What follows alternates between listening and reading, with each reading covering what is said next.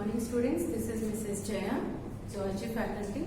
So today we are going to study the types of neurons. As already I had discussed about what is a neuron, right? So today we are going to study the different types of neurons.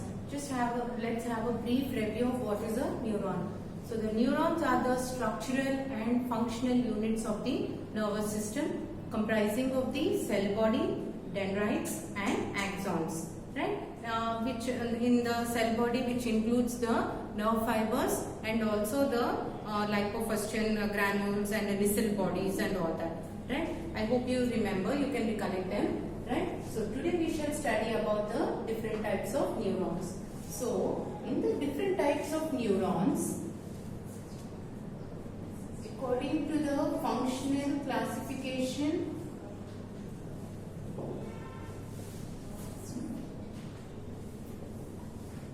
based on the type of processes, another one based on presence or absence of myelin sheath. Right?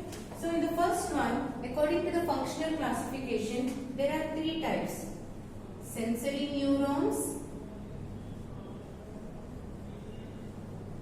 or what are called as efferent neurons. Second type, motor neuron or efferent neurons. And third type, association neuron or what it is called as interneuron. Okay? And based on the type of processes, again here they are of three types: unipolar, bipolar and multipolar. And here, based on presence or absence of myelin sheath, two types: myelinated axons, non-myelinated.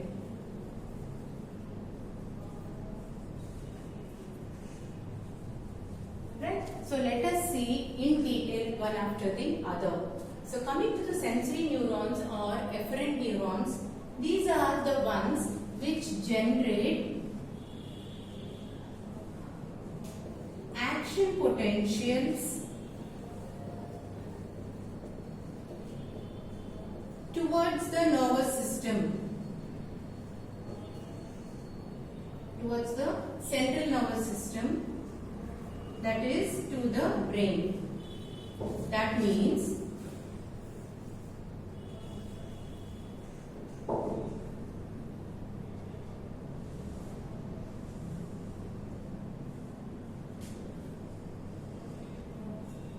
so the other day when we had studied the structure of the neuron, we studied these as the dendrites. And I told you that with the help of the sensory organs or sensory impulses, they collect the information, and it is being travelled all along the length. That means these dendrites receive the information, send it to the cell body where they are processed, and then it is being sent all along the length of the axon, and when it reaches to the axon terminals at the neuromuscular junction, again the information will be transmitted to the next part of the neuron. So these sensory neurons are also called as efferent neurons, that means AFF, that means they bring the information into the cell body. So we say that they generate action potentials. Action potential means the information, okay? So the electrical impulse is what is known as the action potential. So they generate the action action potential towards the central nervous system, that is nothing but the brain. Whereas the next type, motor neurons or efferent neurons, EFF you can consider it as exit of the information or exit of the electrical potential or the impulse. So here the action potential is sent from the brain or the central nervous system.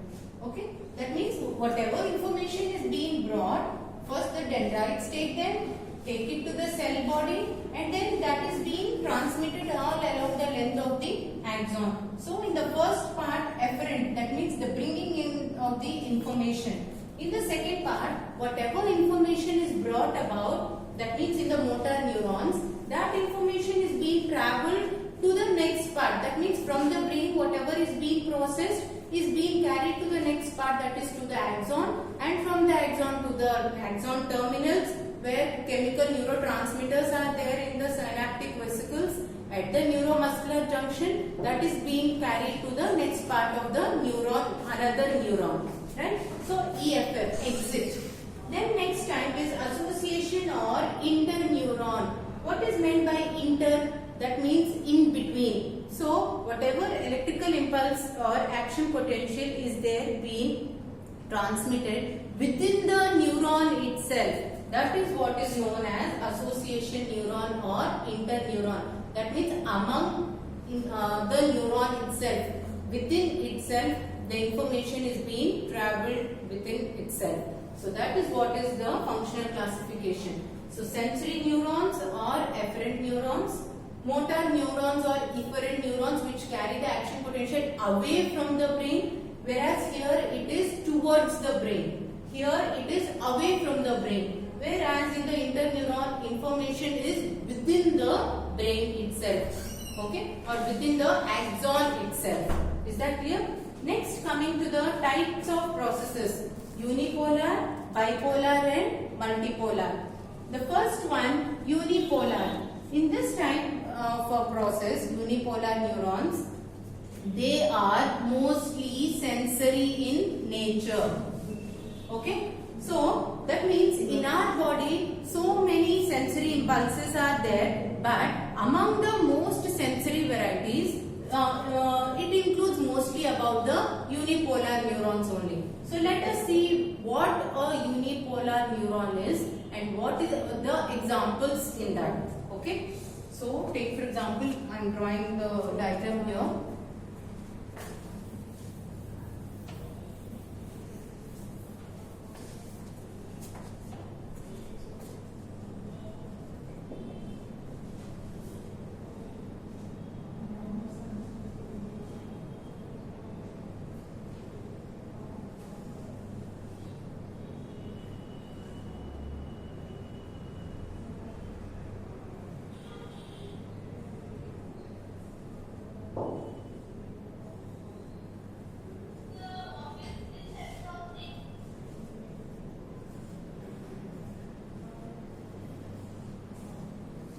So this is how it looks, a unipolar neuron. That means this is the cell body, we already studied it,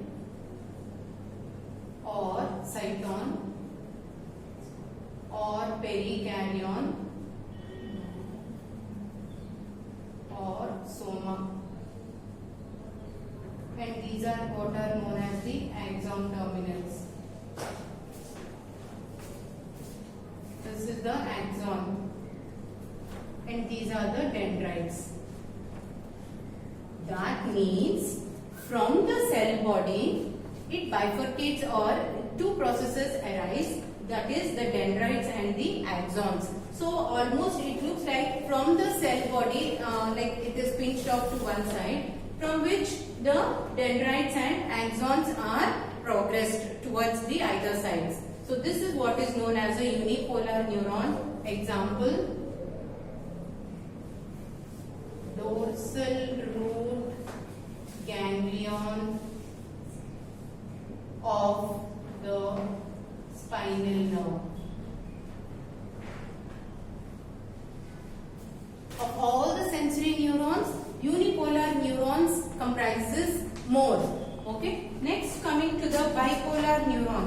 So these bipolar neurons are usually rare in nature, and as I said here, these are mostly sensory, whereas bipolar, they are usually motor in nature. Okay, so where are these bipolar neurons present? As I said, they are rare. These are also kind of sensory neurons only, and then they are present in the retina of the eye,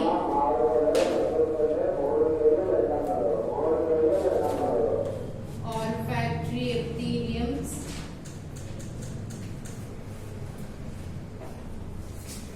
and internal ear.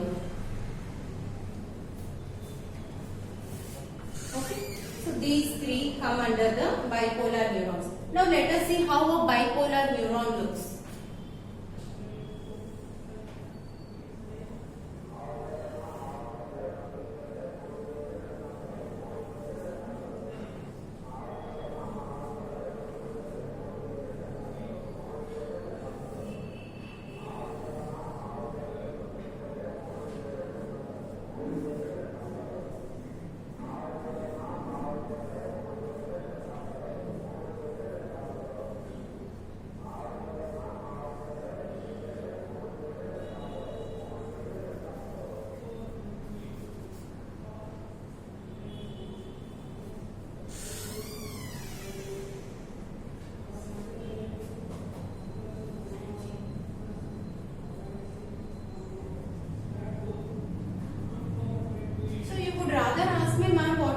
Difference between a unipolar neuron and a bipolar neuron.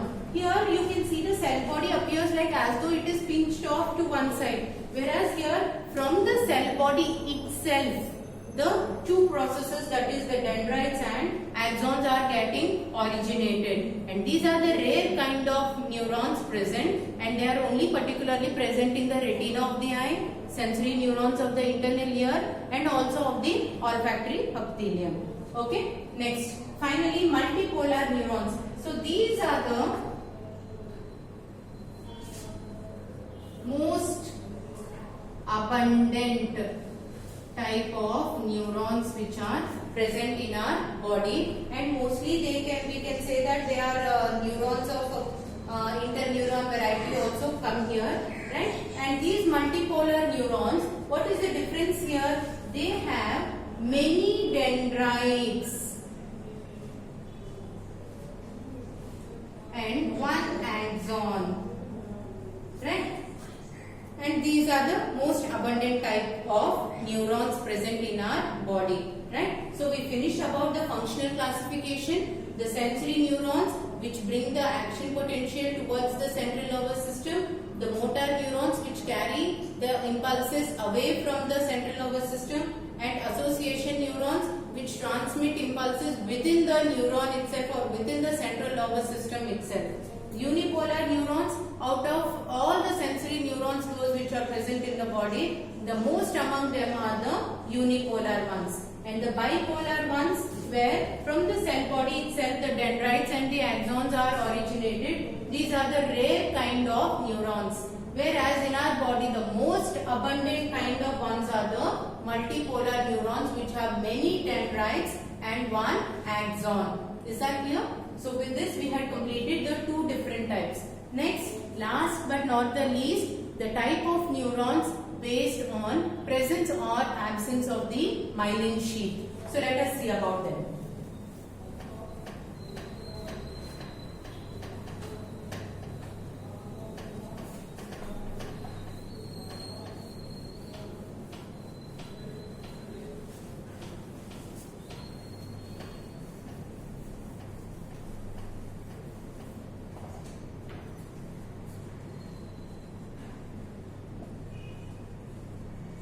Myelinated axon, non-myelinated axon. First of all, what is meant by a myelin sheath? Let us study.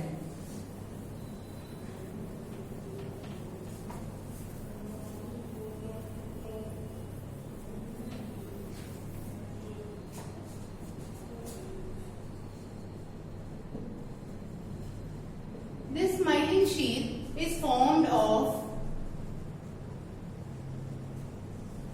protein and fatty substances.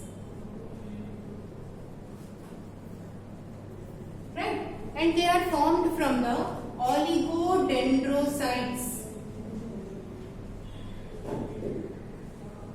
of the central nervous system, and then Schwann cells of that of the peripheral nervous system. Right? So now we had seen how it is formed, okay, or what it is made up of. It is made up of proteins and fatty substances, oligodendrocytes of that of the central nervous system, and Schwann cells of that of the peripheral nervous system. So let us see how it appears. So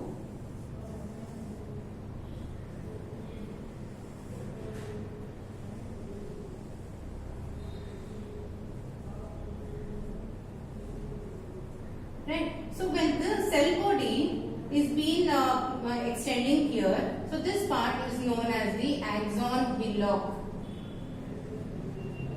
Okay. So what happens?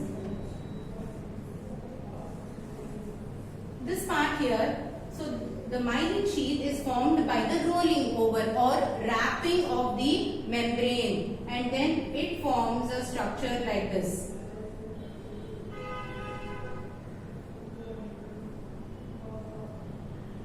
Okay, so the wrapping over or the insulation of that of the axon, that means suppose if this is the axon, there is a covering around it, it is wrapped around it in order to protect the axon from the other electrical impulses beside it, or the escape of ions in and out of the axon. So in order to avoid that, or it acts as an insulation layer. So that insulation material or layer, that is what is called as the myelin sheath. And this myelin sheath, at some places it is being interrupted, that is known as node of Ranvier. Okay, now what is the advantage of having the myelin sheath? Suppose if you see the extension, this is how it appears.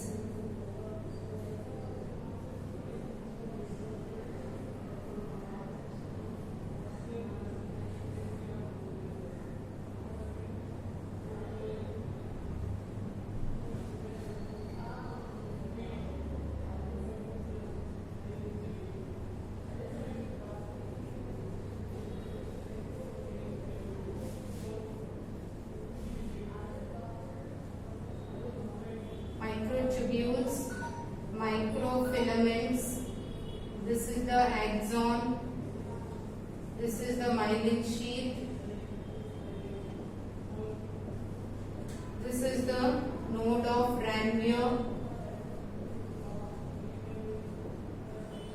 Right? This is how it appears. And if you can recollect, I told you about even the presence of the nerve fibers in the axons.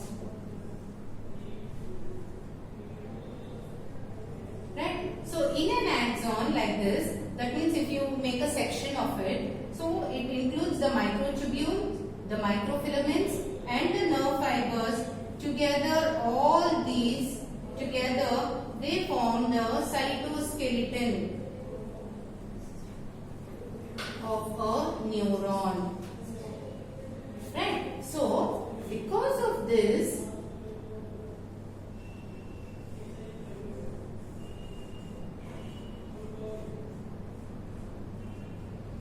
through afferent process, through a sensory process, the information is being received, being collected by the cell body, it is being processed there, and the information is being sent like this. Are you able to understand? But, so because of having a myelin sheath or a node of Ranvier, it is acting as an insulating material for this axon. Right? And then, because of having this node of Ranvier, the information is being transmitted quickly. That means, suppose if you have to walk from here to there, taking step by step, it will take you, for example, 5 minutes. Instead of that, if you take it in leaps, 2 or 3 leaps, it may finish it in 2 seconds or 3 seconds. Same way, even when the electrical impulse is being transmitted, because of the presence of node of Ranvier, the information is being jumped from one node of granule to the other. That is what is called as saltatory movement. Is that clear? So this is how the myelin sheath works out for an axon. So where did the myelin sheath come? It is formed of proteins and fatty substances, and the extension of the cell body here, right? It forms a wrapping or covering like an insulating material on the axon. And in central nervous system, it includes the oligodendrocytes. In peripheral nervous system, the Schwann cells, right? And then the information is being sent here. Whatever is being processed, it is being sent. So microtubules, microfilaments, and nerve fibers form the cytoskeleton of a neuron in an axon. Is that clear? So coming to our topic, myelinated axons are the neurons which have the myelin sheath, whereas non-myelinated axons do not contain the myelin sheath. That is the only difference between myelinated axon and a non-myelinated axon. Sometimes the myelin sheath can get damaged by our own immune system itself. Then why it happens? Because of the inflammation in the brain or spinal cord. Then what happens? It results in optic neuritis or acute disseminated